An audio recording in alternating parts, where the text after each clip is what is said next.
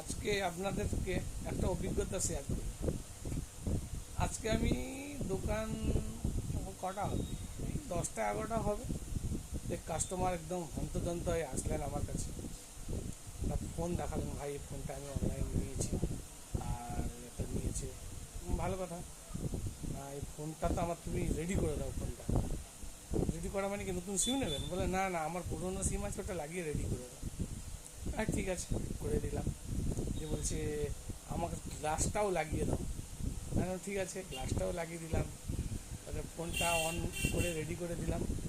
বলছে আমার ইমেল আইডিটা বানিয়ে দাও, সেটাও বানিয়ে দিলাম। কাজ কমপ্লিট হলো। তাহলে জিজ্ঞেস করলাম যে দাদা এটা কোথায় নিলেন? বলছে অনলাইনে নিলাম।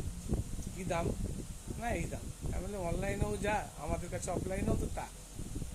তো আপনি কি জানতেন না আমার কাছে মোবাইল পাওয়া যায় বলে?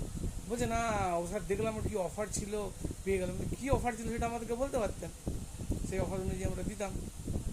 তো যাই হোক, আমি রেডি করে দিলাম। উনি ফোন টোন রেডি হওয়ার পরে ফোন নিজের হাতে যথারীতি নিল, দেখলো, ছবি টবি তুললো, সেলফি নিল। দিয়ে আমাকে বলছে ভাই আসি, আর তোমাকে কত দিতে হবে? আমি হাসলাম, বলি কী বলবো আপনাকে, কী দেবেন আপনি আমাকে? ঠিক আছে, তুমি মিষ্টি খেতে রাখো 10 টাকা।